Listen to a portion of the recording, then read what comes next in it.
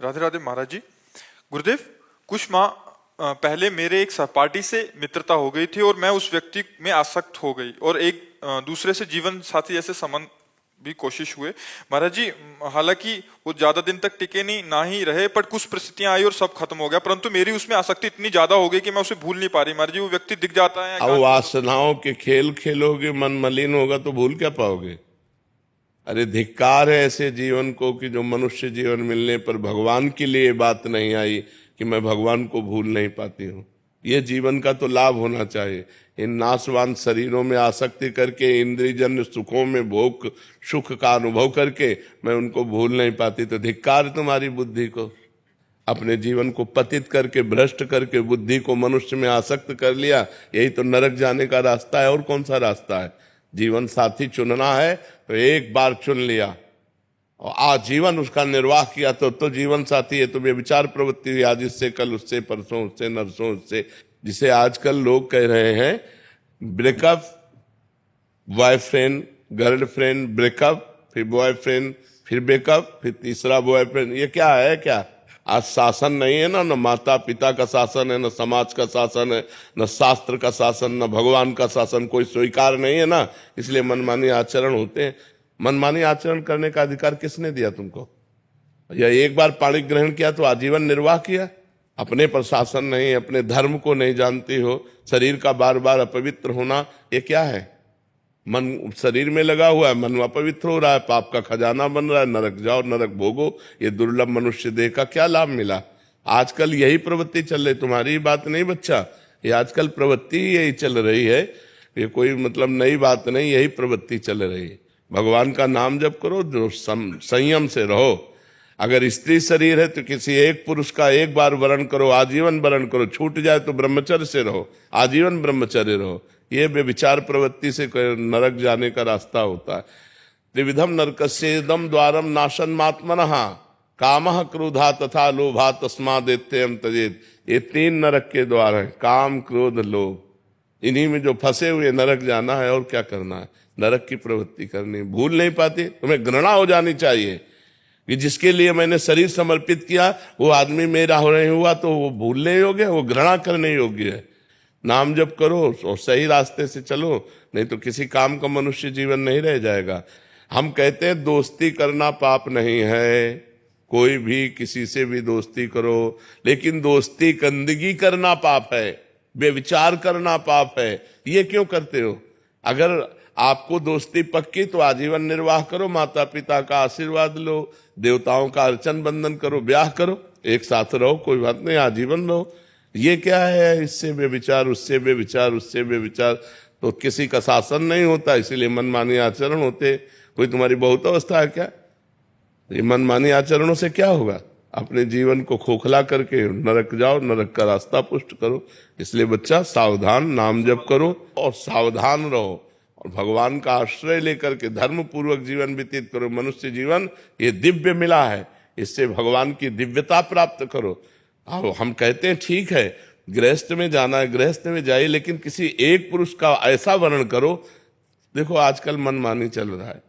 माता पिता वर खोजते थे, पंडितों से विचार किया जाता था, बड़े धर्म पूर्वक देवी देवताओं की आराधना करके ब्याह होते थे, आजीवन निर्वाह होता था। हमने कभी नहीं सुना डिवोर्स, गांव में कभी डिवोर्स नहीं सुना हमने। ये जो व्यभिचार प्रवृत्ति शुरू ना, गर्ल फ्रेंड और बॉय फ्रेंड और लिव इन रिलेशन, यहां से शुरू हुआ है डिवोर्स।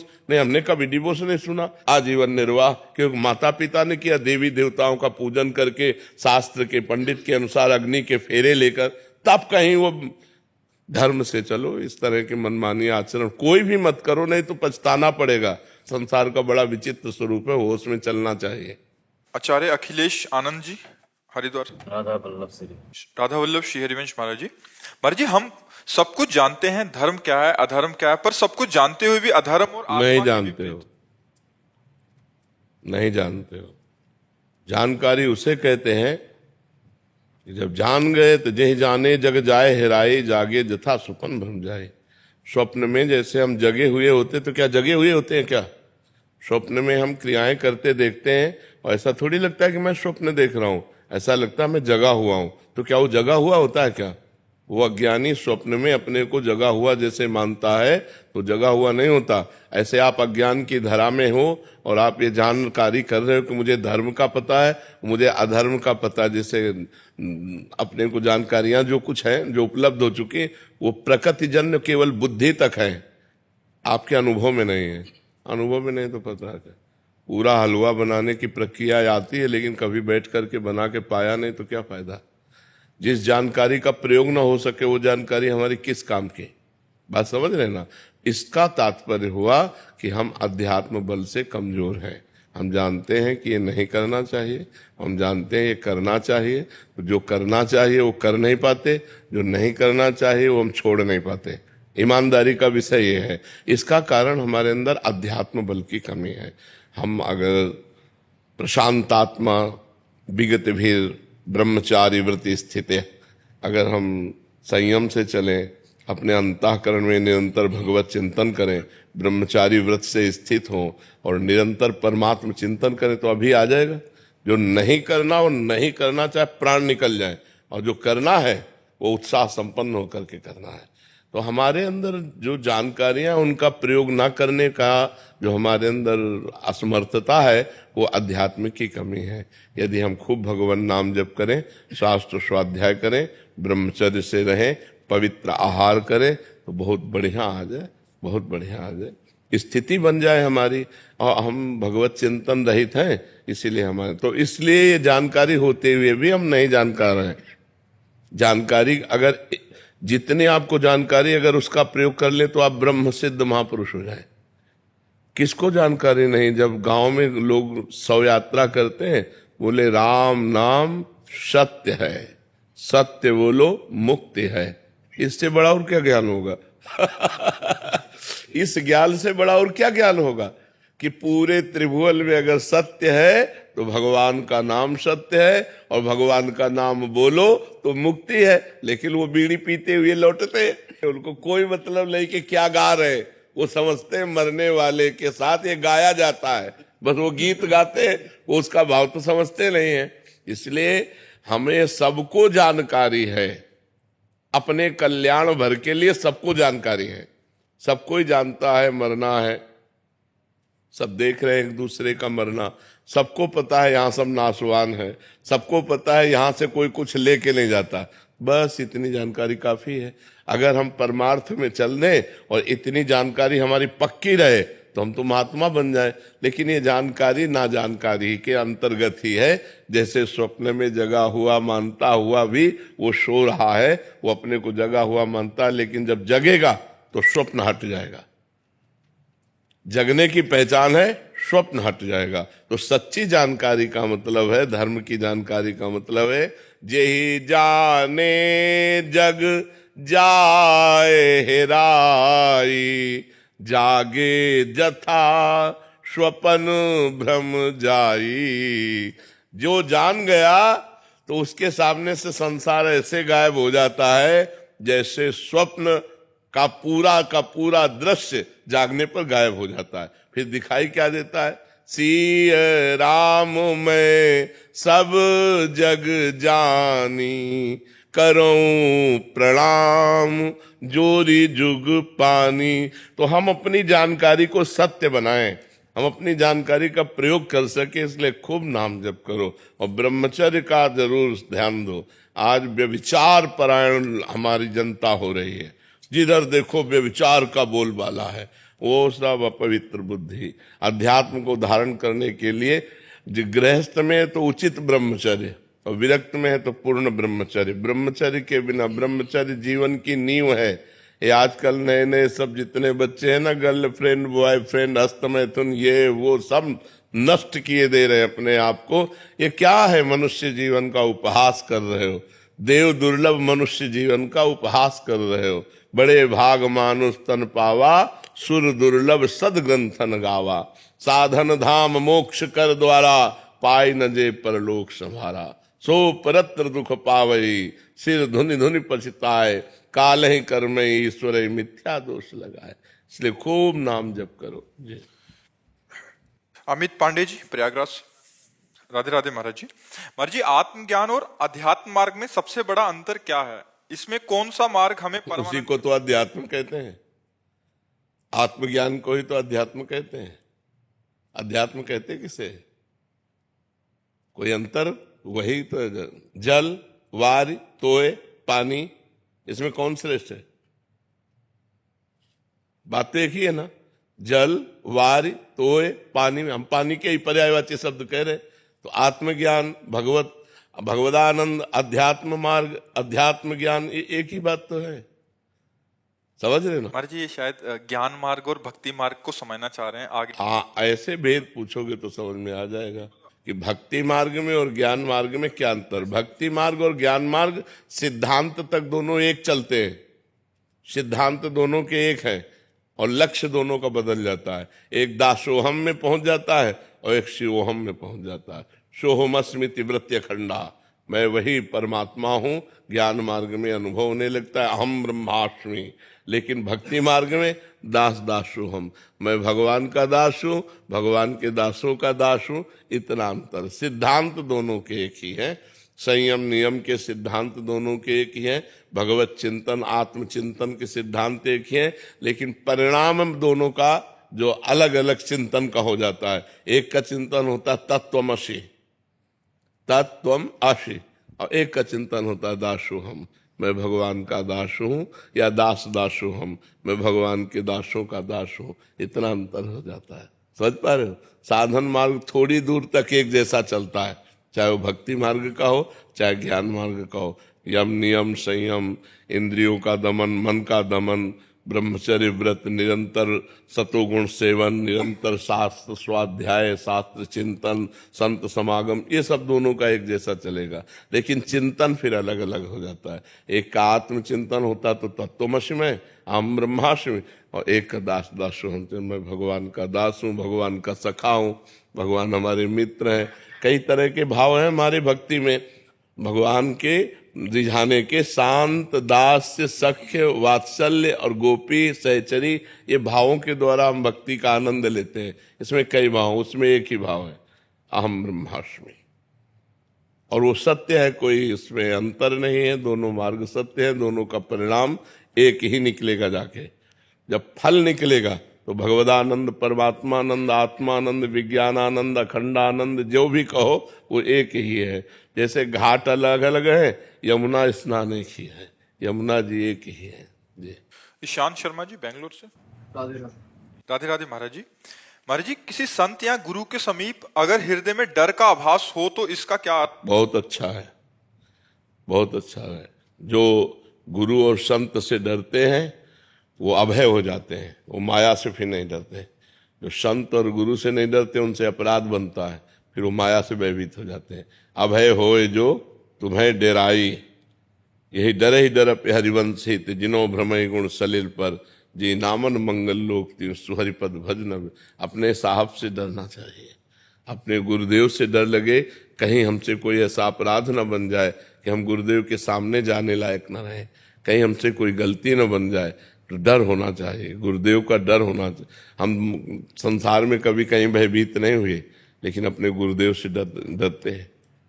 गुरुदेव के समीप जाते ही पूरा हृदय कांप उठता है, कोई गलती न हो जाए, कोई त्रुटि न हो जाए, तो हम गुरुदेव से कभी विमुख न हो जाए। इसलिए एकांत में भी डर लगता है। हमारे गुरुदेव सब जानते हैं, अगर हमसे कोई गलती हुई तो गुरुदेव जान जाएंगे, और गुरुदेव जान जाएंगे तो हमारा त्याग कर देंगे, फिर हमारा होगा क्या? गुरुदेव के बिना हमारा कोई अस्तित्व ही नहीं। इसलिए संत और गुरुदेव से डरना है बहुत अच्छी बात है, पर इतना न डरे कि उनसे विमुख हो जाए। इतना न डरे, एक मर्यादा का डर, एक मर्यादा का डर होता है। और कोई भयभीत थोड़ी करते गुरुदेव, गुरुदेव कोई ऐसे थोड़ी कि भयावने हो, लेकिन एक मर्यादा होती है गुरु शिष्य के बीच में, उस मर्यादा का भय होता है। रवि प्रकाश विजय जी राजस्थान से। महाराज जी भगवत प्राप्ति के लिए मन की स्थिरता आवश्यक है, लेकिन मन के विचलित रहने पर मन की स्थिरता या दृढ़ता के उपाय क्या हो सकते हैं? बार बार जहां मन जाए वस्तु, व्यक्ति, स्थान, घटना, परिस्थिति में वहां से हटा करके अपने लक्ष्य में लगाना, भगवान के नाम में लगाना, रूप में लगाना, भगवान की लीलाओं के चिंतन में लगाना। या दूसरा, जहां जहां मन जाए हर वस्तु, व्यक्ति, स्थान, घटना में भगवान को देखना। कि ये वस्तु में भगवान है। जब सृष्टि नहीं थी तब भगवान ही थे, जब सृष्टि नहीं रहेगी तो भगवान ही रहेंगे। तो बीच में क्या है? भगवान ही तो है। कोई ऐसी जगह नहीं, कोई ऐसा कण नहीं, कोई व्यक्ति नहीं जिसमें भगवान न हो। तो जिस वस्तु, व्यक्ति, स्थान, घटना पे मन जाए वहां से हटा हटा करके भगवान के नाम में लगाना, या वहां भगवान का दर्शन करना कि इसमें भी तो भगवान है, इसमें भी तो भगवान है। तो हर समय भगवान का चिंतन करने से मन एकाग्र होने लगता है। ये अभ्यास करत करत अभ्यास के जड़मत होत सुजान, रस्सी आवत जात ही सिल पर होत निशान।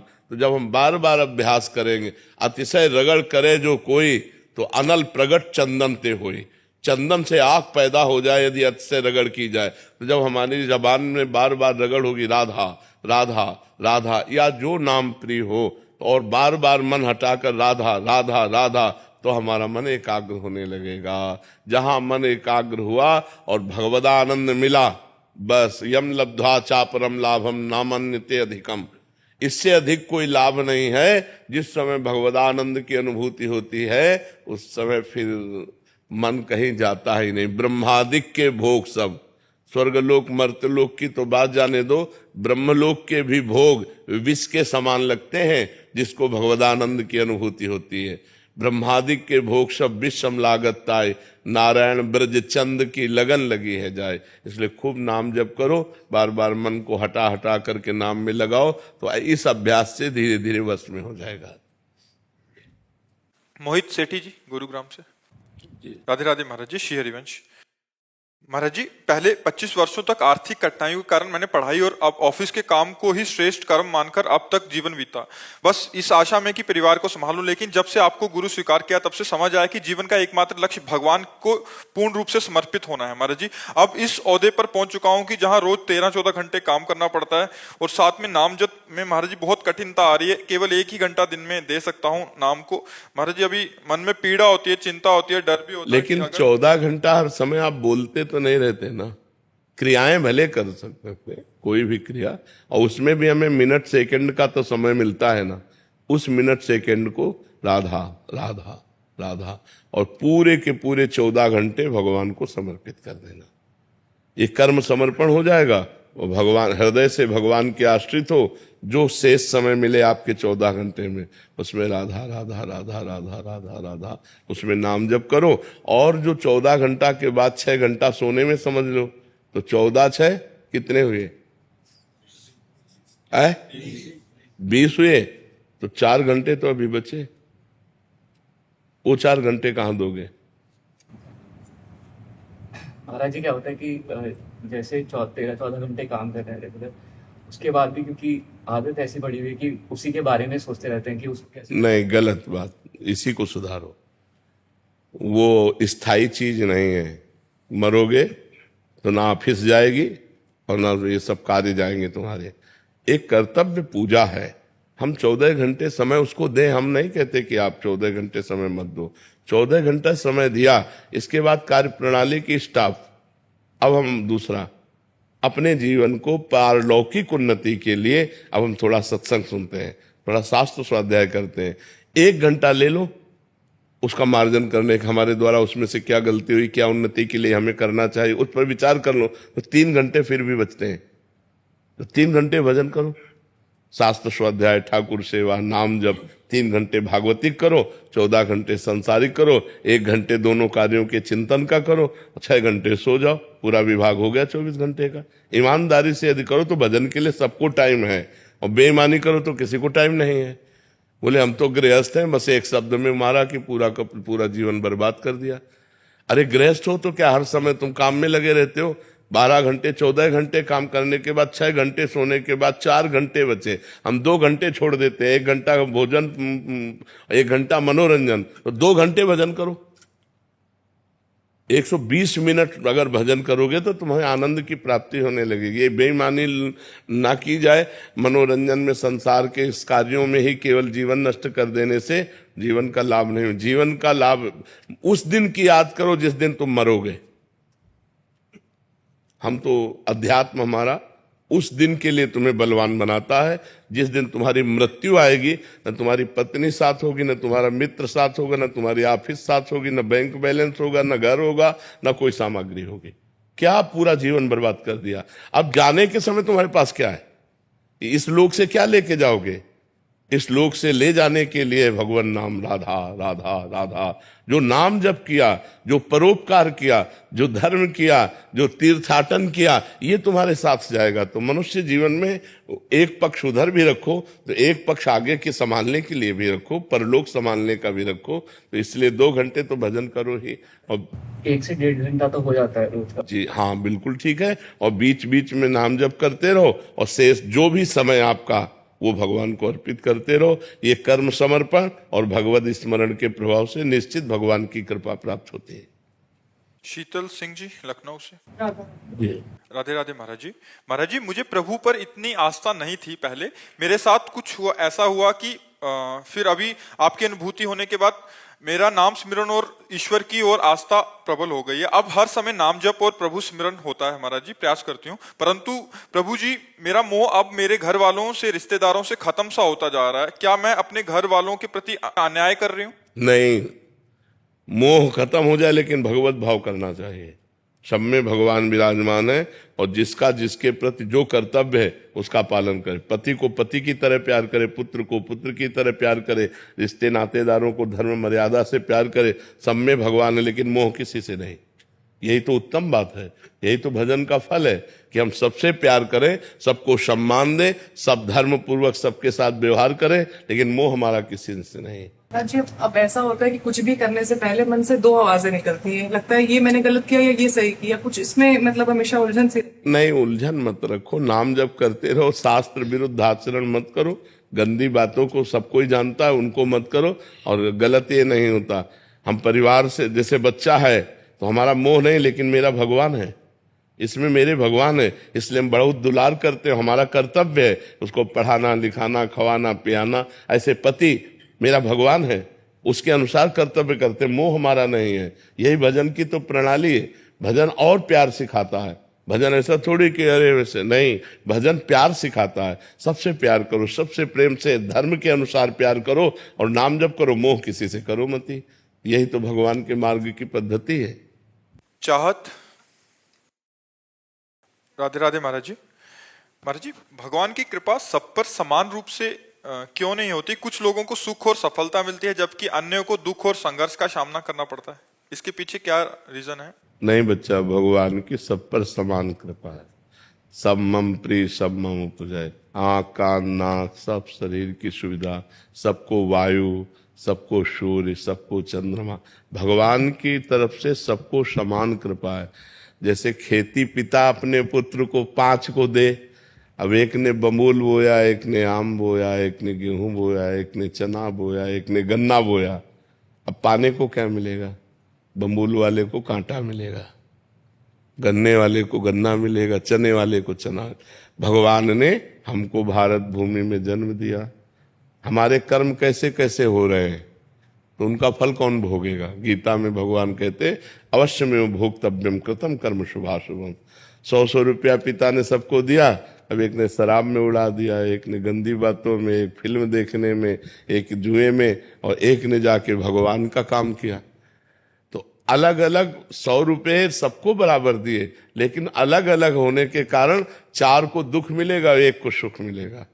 तो भगवान सुख दुख के दाता नहीं है। निज कृत कर्म भोग सुन भ्राता, को न काहू के सुख दुख कर दाता। अपने कर्म का भोग ही हमको भोगना। बच्चा, हम लोगों से कर्म खराब हो गए, भगवान ने ऐसा नहीं किया। भगवान का कोई प्रिय हो, भगवान का कोई अप्रिय हो, ऐसा नहीं। सब मम प्रिय, सब मम उपजाए। सब भगवान के बेटे हैं, सब भगवान से प्रकट है, और सबको भगवान बराबर प्यार करते हैं। सब पर मोरी बराबर दाया, भगवान ने कहा। पर हमारे आचरण बिगड़ गए, हमारे कर्म बिगड़ गए। तो जैसे हम कर्म करते, पाप कर्म का फल दुख और पुण्य कर्म का फल सुख, तो हमारे द्वारा जब पाप कर्म अधिक होते तो हमें दुख भोगना पड़ता है। देखो नहीं, मनमानी मनुष्य शरीर मिला है, मुर्गा खा रहे, बकरा खा रहे, गाय खा रहे, भैंसा खा रहे, राक्षस बने हुए लोग हैं।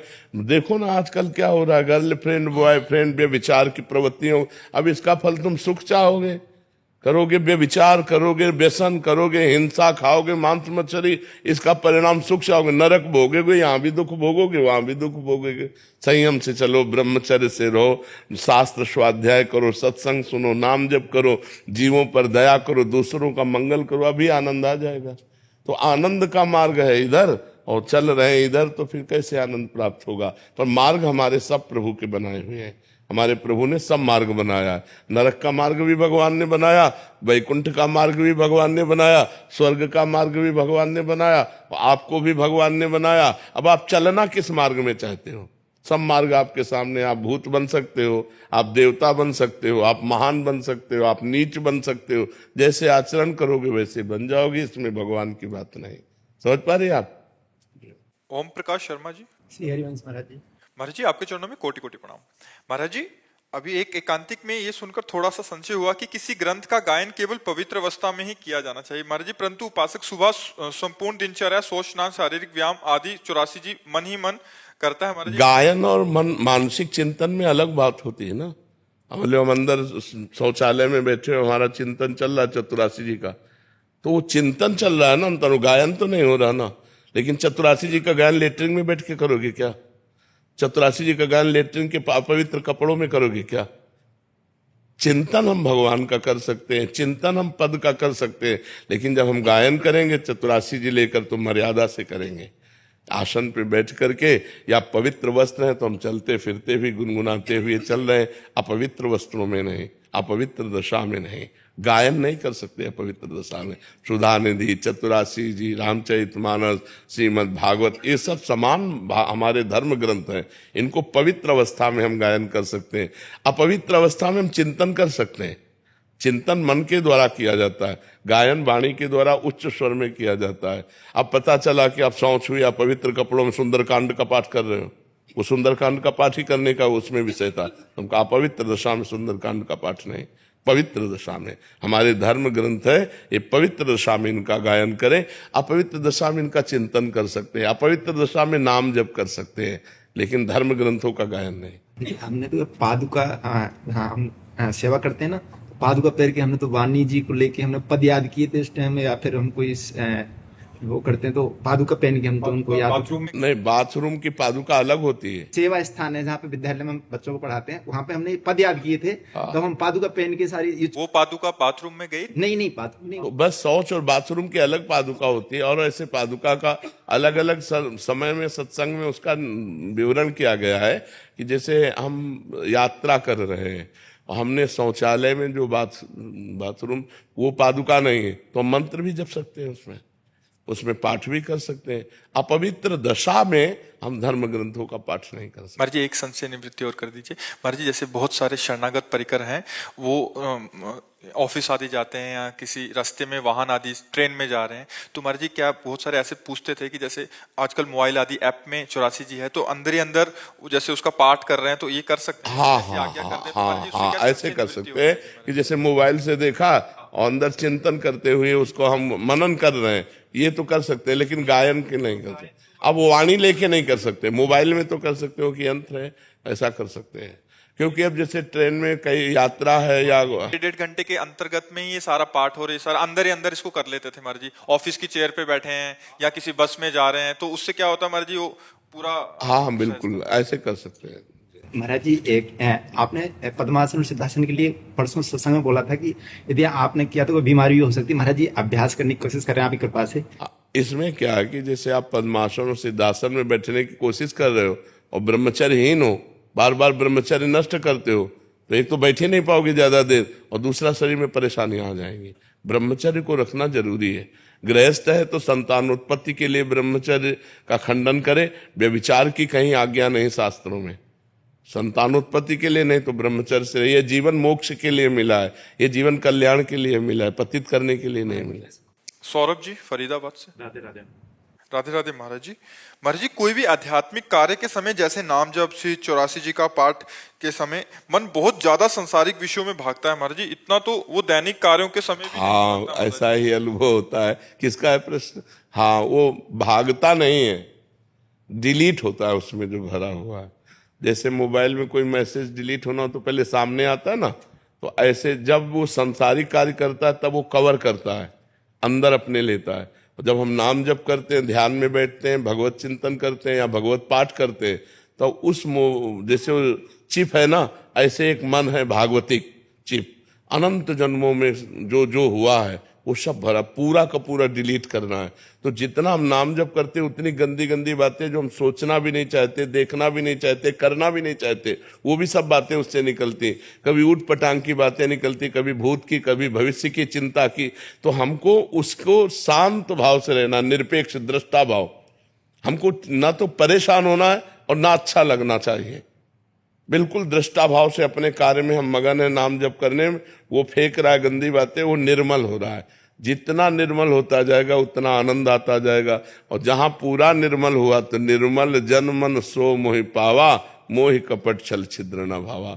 तो हमको ये देखना चाहिए हमारे मन रूपी चिप से ये सब डिलीट हो रहा है, आ नहीं रहा। आता तब है जब हम भगवान से विमुख होकर के क्रियाएं करते हैं, तो सीसी कैमरे की तरह मन सब कवर करता रहता है। और जब हम भगवान का भजन करते हैं तब वो सब डिलीट होती रहती है। तो कवर करना कम करो, हम नाम जप हर समय करते हुए क्रियाएं करें, देखना सुनना सब में भगवान की भावना करें, तो हमारे मन में अच्छी चीजें जा रही हैं। और जो बुरी चीजें भरी है वो डिलीट होती चली जा रही। तभी तो समय लगता है ना, नहीं तो ऐसे तत्क्षण भगवत प्राप्ति हो जाए। एक नाम भगवत प्राप्ति करा दे। एक नाम त्रैलोक ही तारे, जो न ले सो जन्म ही हारे। एक बार जिन नाम ली हित सो होए अति दीन। हित सो मानो प्रेम से और अति दैन्य होकर, तो प्रभु एक बार में दर्शन दे दे। एक बार जिन नाम ली हित सो होए अति दीन, ताको संग न छाड़ ही ध्रुव अपनो कर लीन। तो एक बार डट कर पहले भजन करें, मन डिलीट हो जाए इसकी गंदी बातें, फिर दैन्य और प्रेम से पुकारेंगे तो भगवान एक नाम में आ जाते, एक नाम में दौड़े चले जाते हैं। जी महाराज जी, जैसे हम नित्य चिंतन करते हैं वृंदावन का, लेकिन जब हम जैसे अपने निजी पलों में होते हैं, जैसे गृहस्थ हैं हम पत्नी के साथ में, तो तब महाराज जी अचानक से बहुत ज्यादा चिंतन बनता है यहाँ का। हाँ, बहुत बढ़िया है, बहुत बढ़िया है महाराज जी। अंदर से मन ऐसे लगता है कि जैसे आप बताते हैं कि अंदर से नाटक ऐसे करो सबके। हाँ, बिल्कुल बिल्कुल। महाराज जी, उसमें कमी आती है। हाँ, किसमें? व्यवहार करने में नहीं, कमी नहीं आनी चाहिए। सफलता इस अंदर से मतलब ये चिंतन होता है कि मैं जाऊं वृंदावन। नहीं, ये अच्छी बात है, लेकिन पत्नी के साथ जब व्यवहार कर रहे हैं, जब पुत्र के साथ व्यवहार कर रहे हैं, जब संसार के साथ व्यवहार कर रहे हैं, तो पूरा परफेक्ट नाटक होना चाहिए। नाटक में कमी नहीं। चिंतन बनता है महाराज। चिंतन अंदर से भगवान का होना चाहिए, नाटक संसार का होना चाहिए, तभी तो परफेक्ट आप कलाकार होगे।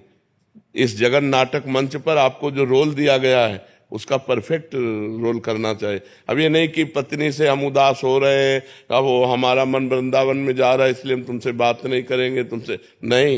ये तो बड़ी कृपा है कि जब हम संसार के राग के बंधन में बंधने की स्थिति में, तब हमारा मन वृंदावन भाग रहा है, तब हमारा मन प्रभु, लेकिन कोई जान न पावे कि हमारे मन की दशा क्या है। हाँ, बाहरी व्यवहार हमारा संसारिक हो, लेकिन आंतरिक हमारा चिंतन भागवतिक हो। यही तो गृहस्थ धर्म की भक्ति है, यही गृहस्थ धर्म की भक्ति है। अगस्त जी। राधे राधे महाराज जी, राधे राधे। महाराज जी, कोई काम करते वक्त कुछ गलत हो जाए या ध्यान ना लगे, किसी और जगह जाए तो बहुत क्रोध आता है। इस समय मैं नाम जप करता हूँ, नाम जप करने से क्रोध कम होता है, पर नाम जप छोड़ते ही क्रोध और बढ़ जाता है। इस स्थिति में क्या? आपका प्रश्न है यार, बड़े गुरु आदमी हो तुम।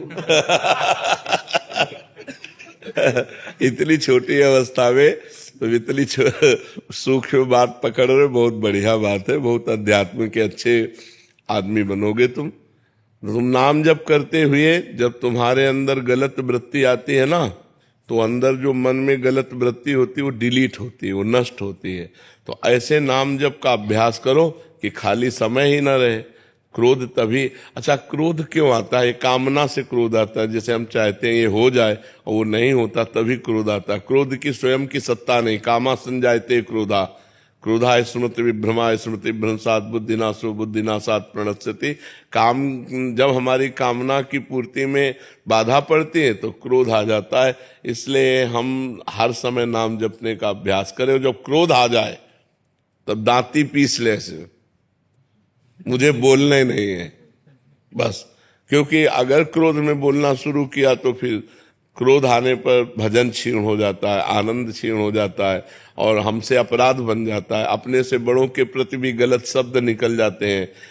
अपवित्र भाषा भी, ज्यादा क्रोध आ जाए तो गालियां भी आने लगती हैं, जवान पे दुरुक्ति गालियां आने लगती हैं और बड़े कटु वचन निकलने लगते हैं। इसलिए क्रोध को रोकना है तो मौन धारण कर ले। जहां क्रोध आए उसी समय चुप, वहां से हट जाए। जहां जिस अवस्था में क्रोध आ रहा हो उस परिस्थिति का त्याग कर दे, एकांत हो जाए, मौन हो जाए, उस समय बचे। अब ये नहीं कि भिड़े तो फिर क्रोध आ गया, फिर गाली गलौज, फिर मारपीट, फिर हिंसा। इससे जितना बचा जा सके। ये राक्षसी प्रवृत्ति है, क्रोध जो है ये आसुरी प्रवृत्ति है, ये नाश कर देती है। इसलिए सबको इससे बचना चाहिए। जिस समय क्रोध आ जाए उस समय मौन हो जाओ, जिस समय क्रोध आ जाए उस समय हट जाओ। जिस समय क्रोध आवे जोर जोर से राधा राधा बोलने लगो, क्रोध शांत हो जाएगा। मंजीत सिंह जी गुड़गांव से। जी, श्री हरिवंश महाराज जी, आपके चरणों में कोटि कोटि प्रणाम। गुरुदेव, कुछ समय पहले तक शराब और गंदे आचरण से लिप्त था, फिर 6 महीने पहले श्री जी की कृपा से आपकी शरणागति मिली, शराब छूट गई, भोजन भी सात्विक हो गया, नाम जप भी खूब बढ़ा। परंतु मैंने अपने घर में उसका वखान करना शुरू कर दिया, जिससे नाम जप अभी थोड़ा कम होना शुरू हो गया। महाराज जी, श्री जी से क्षमा मांगी, पुनः नाम जप करना भी शुरू हो गया। परंतु महाराज जी, क्रोध पर काबू नहीं पा पाता, जिससे बाद में घंटों पश्चाताप में जलता रहता हूँ। नाम जप भी कम हो जाता है। ऐसी स्थिति को सामान्य लाने के लिए बहुत समय लग जाता है। हाँ, नाम जब बढ़ाइए और जब क्रोध आवे तो हम क्रोध को परीक्षा समझें कि भगवान मेरी परीक्षा ले रहे हैं, मुझे क्रोध नहीं करना है। ये भजन के विघ्न है, काम, क्रोध, लोभ, मोह, मद, मत्सर, अहंकार नहीं करना, ईर्ष्या नहीं करना, परिवार से मोह नहीं करना, क्रोध नहीं करना, काम भावना से किसी पराई स्त्री को नहीं देखना। तो जब हमारा मन क्रोध में आवे तो सावधान, राधा राधा राधा राधा राधा बोलना नहीं, हमें उस विषय में नहीं बोलना। वो ऐसे हट जाना है जैसे हम अभी बात ही नहीं कर रहे थे। बिल्कुल पीछे तुरंत मुड़िए, हटिए और चल दीजिए। उत्तर चाहे बालक क्यों न हो, उस समय हट जाइए, फिर बाद में समझाइए। क्रोध के लिए उस समय वो स्थान, वो परिस्थिति आपको छोड़नी पड़ेगी। नहीं तो जहां प्रति उत्तर हुआ तो गालियां आएंगी, फिर वो क्रोध अपना स्वरूप प्रकट कर देगा। वो बुद्धिमानी यही कि तुरंत मौन हुई और वहां से हट जाइए। महाराज जी, अपने बच्चों को भी डांट देते हैं, मैं इतना जलता हूँ। हम ये कह रहे हैं कि बच्चों को डांटने का नाटक किया जाता है क्रोध का। तो तुम अगर ऐसे गलत बात किए तो, और समझ रहे हो, अगर पढ़ाई ठीक से नहीं की ना तो आप, हमें अंदर कोई क्रोध नहीं। क्रोध का नाटक करना और क्रोध होना, ये थोड़ा अंतर है। बच्चे में क्रोध को करना होता है, परिवार में क्रोध करना होता है, जरूरी है। जैसे छोटे छोटे बच्चे हैं, अगर वो भयभीत हमसे नहीं हुए, थोड़ा थोड़ा भय होना जरूरी। यार अगर हमने जो पापा ने कहा वो पाठ नहीं तैयार किया तो मारेंगे, यार हम कोई गलती करेंगे हमारे पापा जानेंगे, तो उनको भय होना जरूरी। भय से वो सत्मार्ग में चलेंगे, लेकिन इतना भय भी नहीं कि वो आपसे दूरी बना ले। कभी मित्रवत व्यवहार करके ऐसे बैठते हैं, खेलते हैं कि वो अपनी छोटी सी छोटी कमियां भी आपको बता दें, और कभी पिता की तरह हम होकर उनको डांटते हैं जिससे वो भयभीत होकर के असत मार्ग का त्याग कर दें। लेकिन हमें क्रोध का नाटक करना है, क्रोध नहीं करना, जैसे शिष्यों से करना पड़ता है। तो ये अगर हमको उस समय सोचो तो 100 में 100% हम क्रोधित नहीं हैं। हम अपनी नौकरी निभा रहे हैं, हमें गुरु भाव से उन्होंने स्वीकार किया। अगर उनकी गलतियां बन रही तो हमारा कर्तव्य है उनको डांट करके अच्छे आचरणों में युक्त करना। ऐसे आप पिता है, अगर अपने पुत्र को अच्छे आचरणों से युक्त करना है तो कभी कभी क्रोध का नाटक करना पड़ता है। तो अगर पिता का शासन पवित्र है तो अब आजकल शासन ही नहीं रह गया है। बच्चे पढ़ लिख करके माता पिता का अपमान कर रहे हैं, माता पिता की अवहेलना कर रहे हैं, क्योंकि बच्चापन से डाली नहीं गई बात। खेलने के लिए मोबाइल दे दिया गया और धीरे धीरे धीरे धीरे वो मोबाइल से इतने गंदे आचरणों में प्रयुक्त हो जाते हैं, इतनी मलिन बुद्धि हो जाती है कि अपने पूज्य माता पिता का अपमान करने लगते हैं और अवहेलना करने लगते हैं, और इतना दूर निकल जाते हैं सतमार्ग से कि लौटना मुश्किल हो जाता है। गंदे गंदे व्यभिचार में, व्यसन में फैल जाते हैं। तो ये क्रोध करना अनिवार्य है, पर क्रोध अंदर से नहीं। बाहर से नाटक करना है, क्रोध का नाटक करना है। अंदर से करोगे तो आप परेशान हो जाओगे। बस वो मारना नहीं है, मारने की एक्टिंग पूरी करनी है। बाप रे आज तो बच गए, ऐसा करना है। क्रोध का अंदर हृदय में प्रवेश ना होने पाए, अगर बाहर से हम नाटक करें तो अच्छा रहेगा। परिवार में अगर अब माता पिता शराब पी रहे हैं, माता पिता गंदी बातें कर रहे हैं, माता पिता गंदे दृश्य देख रहे हैं, तो बच्चों पर आचरण नहीं पड़ेगा। तुम खुद अध्यात्मवान बनो और बच्चों को अध्यात्मवान बनाओ। बिना अध्यात्म से जुड़े किसी का जीवन मंगल में नहीं हो सकता। आज हमारा समाज जितना अध्यात्म से बिलग है, उतने देख लो क्रूरता में पहुंचता जा रहा है। कैसे कैसे समाचार आते हैं, मतलब क्या है क्या है। ये नौजवान कहां जा रहे हैं, कहां जा रहे हैं? क्या वो मनुष्य शरीर नहीं है? क्या वो अपनी बहन नहीं है? आप कैसा व्यवहार कर रहे हैं? अध्यात्म तो चराचर जगत को मंगल में बना दे, लेकिन जुड़े ना जब। अब वो राक्षसी प्रवृत्ति से जुड़े, आधुनिकता से जुड़े, मंगल में भाव है नहीं, तो देखो कैसी कैसी गंदी बातें होती है। अब आजीवन सजा होगी, एक गलती का परिणाम आजीवन सजा, जीवन बर्बाद हो गया। पढ़ाई लिखाई स्वस्थता सब जाओ जेल, या तो फांसी की सजा या तो जेल। ऐसे ऐसे आचरण होने लगे हैं। तो हमें लगता है बहुत संभलना चाहिए और अध्यात्म में जुड़कर भगवान का नाम जब अपने बच्चों से भी कराना चाहिए। थोड़ी देर बैठकर कथा सुनानी चाहिए। सत्य शास्त्रों के श्रवण से बड़ा मंगल होता है। महाराज जी, बच्चे तिलक लगा के जाते हैं तो स्कूल को कह रहे हैं, स्कूल में कहते हैं कि ये कौन सा काला जादूगर। हाँ, तो दूसरा कर ले कि सूखी रज ले लेना, सूखी रज का ऐसे लगा ले तो चिन्ह नहीं बनेगा और तिलक भी लग जाएगा। अब स्कूल में तो जो पढ़ाई हो रही है, आप देख ही रहे हो, आधुनिकता की पढ़ाई हो रही है और ऐसे ऐसे आचरण नौजवानों के हो रहे हैं जो जो नहीं होने चाहिए। क्या ये विद्या है? विद्या तो वही है जो विनय और सद्गुण की उत्पत्ति कर दे, विनय और सद्गुण की उत्पत्ति कर दे। आज तिलक लगाने को लोग रोका जाता है। आज भगवत कार्य को अगर माला डाल के जाए वो, तो उसको रोका जाएगा, उसका उपहास होगा। अगर भगवान नाम कीर्तन, भगवान नाम जप करके और पाठ, हम लोगों के स्कूल में प्रारंभ से हे प्रभु आनंद दाता ज्ञान हमको दीजिए, ये सब प्रार्थनाएं होती थी बड़ा। और कबीरदास जी की दोहे, रहीमदास जी के दोहे, मंगल में वीर पुरुषों के चरित्र, तो उससे संस्कार पढ़ते हैं। अब हम पता नहीं है कि नहीं इस समय ये चीजें। हमारे देश के वीर वीरांगनाओं और साध्वी साधुओं की चरित्र भी रखिए, जिससे पढ़ करके उनके अंदर संस्कार पड़े, उनके अंदर भाव पड़े। तो ठीक है, क्रोध करना नहीं, पर क्रोध का नाटक जरूर करना चाहिए। रात में इतने सपने आते हैं जिन सपनों का मेरी जिंदगी से कोई लेना देना नहीं रहता। देखो, जिस समय हम सुषुप्ति में जाना चाहते हैं और हमारा मन सुषुप्ति में नहीं गया, सुषुप्ति कहते गाढ़ निद्रा, उस समय मनोराज्य रचा करता है जो अभी हमसे हो चुका है या जो पूर्व में हमसे वर्तमान के पीछे समय में हुआ या अन्य जन्म में हुआ। वो सब एक चिप है। जैसे छोटी सी चिप में 350 घंटा का प्रवचन भर जाता है, तो इस भगवान ने एक मन ऐसी चिप रखी है, इसमें हजारों जन्मों का बना हुआ है। जब योग के द्वारा हम इसको सिद्ध कर लेते हैं तो कई जन्म की हमें स्मृति हो जाती है। जैसे भीष्म जी सैया पे पड़े और वो कह रहे हैं मुझे 100 जन्म तक याद है प्रभु, मैंने कोई ऐसा पाप नहीं किया कि मुझे ये सरसैया मिली है। भगवान ने कहा इसके ऊपर और जाओ। तो हमारा मन क्या करता है कि कभी तो बिल्कुल फालतू दिखाता है, कभी वर्तमान में जो घटना घटनी है आगे उसका संकेत देता है, और कभी पूर्व में जो हुआ है उसको दिखाता रहता है। तो कभी कभी वो ऐसी बात बताता है कि जो अब सुबह होने वाला है, 4 बजे है और आप स्वप्न देख रहे हैं और उसमें कोई घटना दिखा रहा है, अब वो संकेत दे रहा है कि ये घटना होने वाली है, तो उसमें सावधानी की जरूरत है। और 4 बजे के पहले जितने स्वप्न हैं वो सब फालतू, उसकी बात समझो। 4 बजे, ठीक 4 बजे ब्रह्म मुहूर्त में यदि वो स्वप्न दे कि हमारे साथ ऐसा घटने वाला है, तो आप सावधान हो जाओ, आपको संकेत दे रहा है वो घटना घटने वाली है, बकाया और कोई उसका महत्व नहीं है। उसमें ज्यादा नहीं पचड़े में फंसना चाहिए। अगर ऐसे फंसोगे तो बिल्कुल फालतू है, कुछ नहीं है उसमें। ये बात आप सही कह रहे हैं कि कुछ घटनाएं जिस सुबह आभास हो गए कि ये घटना, हाँ, 4 बजे प्रातः काल ब्रह्म मुहूर्त में यदि कोई संकेत कर रहा है वो मन, स्वप्न में ऐसा वैसा, हमने तो ऐसा देखा है कि देखा और सुबह घटना घटी, तो वो पवित्र मन में प्रातः काल ब्रह्म मुहूर्त में जो आ जाए, फिर उसमें थोड़ा चिंतन करने का है कि ये सावधान रहे, कोई घटना न घट जाए। अच्छी या बुरी घटना उस समय वो देता है, बका शेष समय उसकी फालतू बातें रहती है। कभी कभी लगता है कि बहुत शांति चल रही थाना क्षेत्र में जी, और ये एरिया हमारा ऐसा कुछ घटना न घट जाए, पता चला 1-2 दिन बाद हो ही जाए। हाँ हाँ हाँ, बिल्कुल। वो मन जब पवित्र होता है तो संकेत देने लगता है, मन संकेत देने। नाम जप कीजिएगा, करते हैं नाम जप?